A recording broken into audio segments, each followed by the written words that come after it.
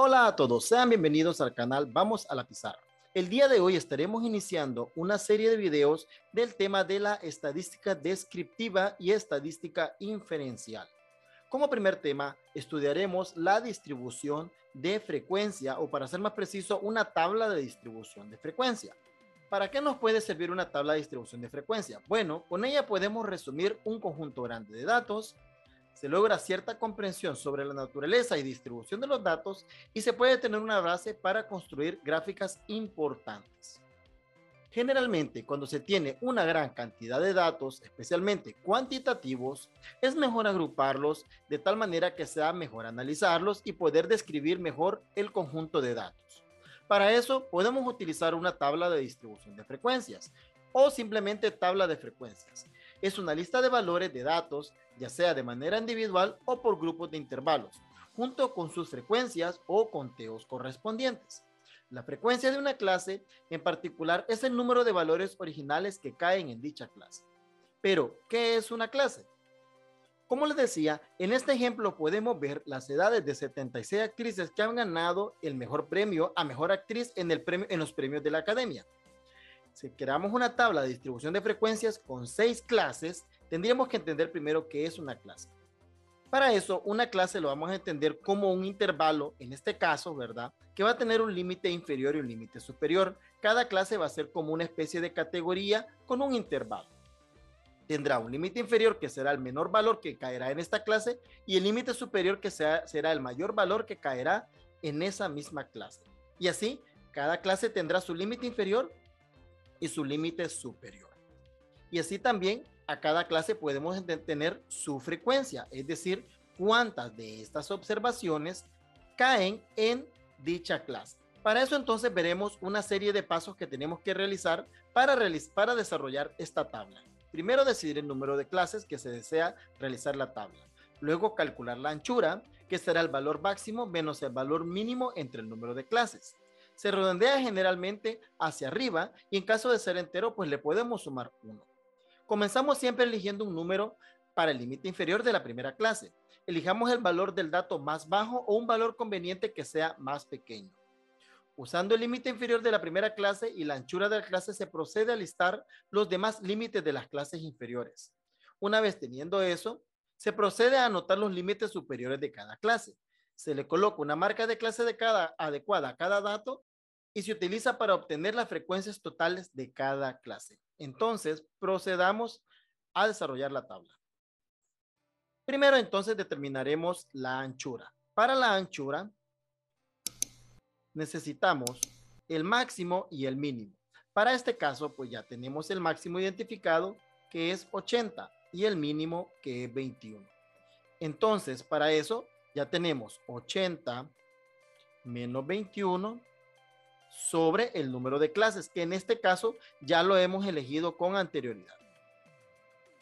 Una vez calculado esto, hacemos la diferencia, que sería 59 sobre el número de clases, que es 6, y así obtenemos 9.8, que nos quedará entonces la anchura en 10. Cabe recalcar que este valor de acá, 59, también se le puede llamar rango. ¿Qué hacemos con esta anchura?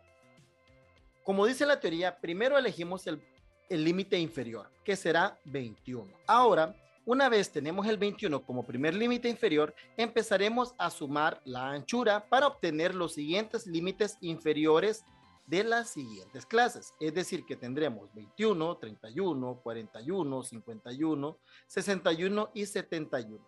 Es decir, que la anchura es la diferencia entre los límites inferiores entre dos clases, ¿verdad?, consecutivas sería en este caso. Ok, ahora para determinar los límites superiores, le restamos 1 al segundo límite inferior. De esta manera nos quedaría 30 como el primer límite superior. Y así empezamos nuevamente a sumar la anchura, que es 10, y así obtenemos los límites superiores. De esta manera hemos obtenido las clases. Las clases son edades entre 21 y 30, 31 y 40, 41 y 50, 51 y 60, 61 y 70 y 71 y 80. Para saber que estamos en lo correcto, todos los valores de los datos tienen que encajar una de estas clases. Es decir, que el mínimo y el máximo tienen que estar acá. Aunque aquí podría quedarnos un valor mayor que el máximo. Eso no importa. Lo importante es que no quede ningún dato fuera de estas clases. Ahora procederemos a determinar las frecuencias. Para eso entonces iremos seleccionando cada una de las observaciones y viendo en cuál clase encaja. Por ejemplo, 22 cae en la clase, en la primera clase, porque está entre 21 y 30. 37 no. 28 sí cae en la primera clase. Entonces lo que haremos primero es seleccionar todas las frecuencias que están en la primera clase. Entonces sería 27, 28 y todos los que seleccionen color amarillo encajarán en dicha clase.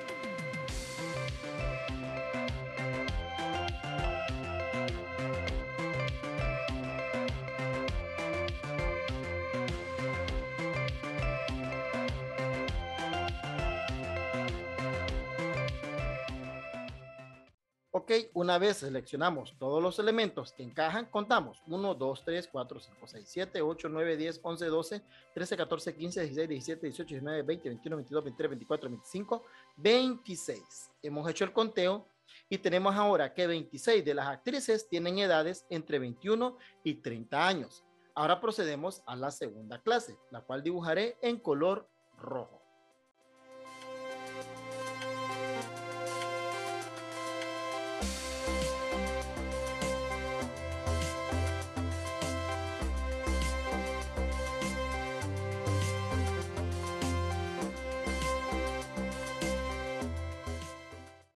¿Ok?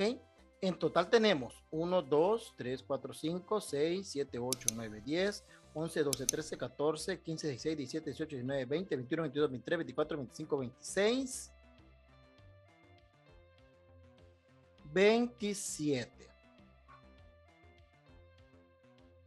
Ok, entonces tenemos 27 observaciones que caen entre 31 y 40. Ahora procedemos a la siguiente clase. Son los que están entre 41 y 50.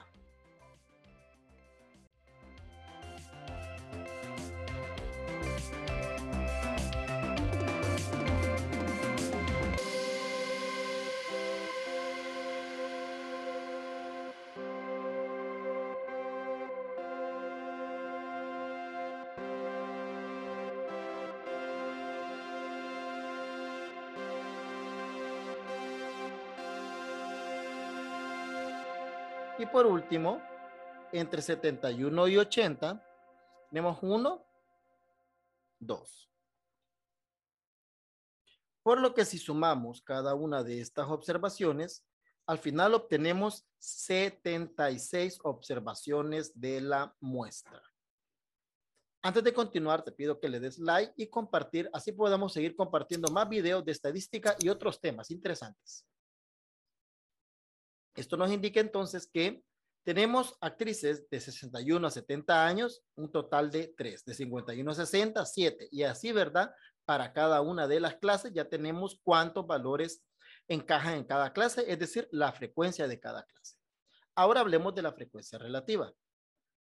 Para la frecuencia relativa, pues es una variante importante de la frecuencia absoluta o la frecuencia que hemos estado calculando anteriormente y se obtiene dividiendo cada una de las frecuencias entre el total de las frecuencias, es decir, entre el n, donde f es la frecuencia y n es la suma de todas las frecuencias. Y así obtenemos la frecuencia relativa. Procedemos a calcularla. Entonces, para el primero tenemos que es 26 entre 76 por 100. Esto nos queda 34.2.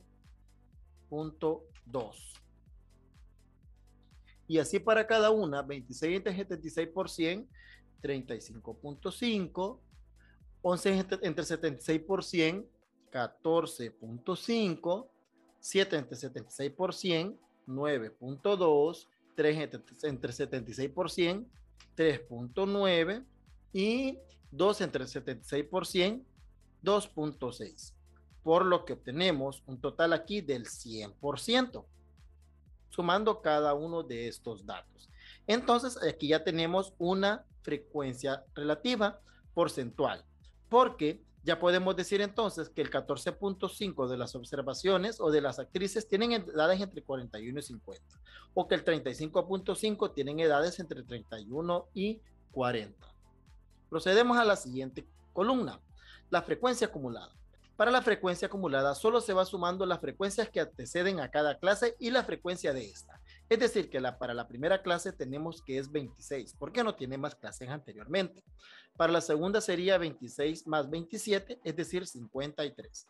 Para la tercera, 53 más 11, 64.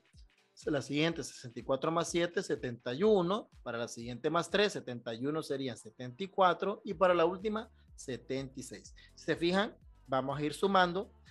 Todo esto me da 76. Para 74 es sumar todo esto de acá. Para 71 es sumar todo esto de acá. Para 64 era sumar estas de acá. Y así lo fuimos calculando. Vale recalcar que esta se llama frecuencia acumulada menor que. Y por último, determinamos la frecuencia relativa acumulada. Esta es simplemente determinar la frecuencia acumulada de la frecuencia relativa. O podemos ir calculando la frecuencia relativa de la frecuencia acumulada. Entonces, solo vamos sumando 34.2 para la primera. Le sumamos 35.5, sería 69.7, 84.2, 93.4, 97.3 y 99.99. Repito, esta de acá, por ejemplo, es la suma de esta de acá. O para la tercera clase, la suma de la tercera clase más la que le anteceden. Pero ahora serían las relativas y no estas frecuencias que son las absolutas. Y así tenemos una frecuencia acumulada, relativa. Por último, lo queremos hacer un pequeño análisis de algunos resultados de esta tabla. Para eso, entonces, responderemos una serie de preguntas que nos ayudarán a entender mejor los datos. Por ejemplo, ¿cuántas actrices tienen edades entre 31 y 50 inclusive? Cuando digo inclusive es porque voy a incluir estos dos valores en el rango. 31 y 50 sería incluir tanto la segunda clase como la tercera clase. Y como preguntan cuántas actrices, solo tengo que sumar 27 más 11, serían 38 actrices para la primera pregunta. Vamos a enumerarlas. La respuesta de la A sería 38. Para la pregunta B, ¿qué porcentaje de actrices tienen edades entre 61 y 70? Como me preguntan un porcentaje, entonces tomaré la frecuencia relativa. Y como es entre 61 y 70, entonces tomaré esta clase de acá y sería 3.9. Para el inciso C, tenemos entonces cuántas actrices tienen edades menor que 60 inclusive. Para eso entonces tomaremos la frecuencia acumulada, porque me dice de 60 inclusive, es decir, las que llegan hasta esta edad de aquí. Y en la frecuencia acumulada tenemos que son 71 actrices que tienen edades menores que 60 y han ganado premio de la Academia Mejor Actriz. Y por último, ¿qué porcentaje de actrices tienen edades menores que 50? Ahora me preguntan un porcentaje. Entonces, tomo del 50 y que sería mi límite superior. Para partir de ahí, el porcentaje acumulado sería el 84.2%. ¿Ok? Espero hayas aprendido bien con este ejercicio. No olvides darle like y compartir para que sigamos dándole fuerza al canal y seguir compartiendo videos de este tema y otros en matemáticas.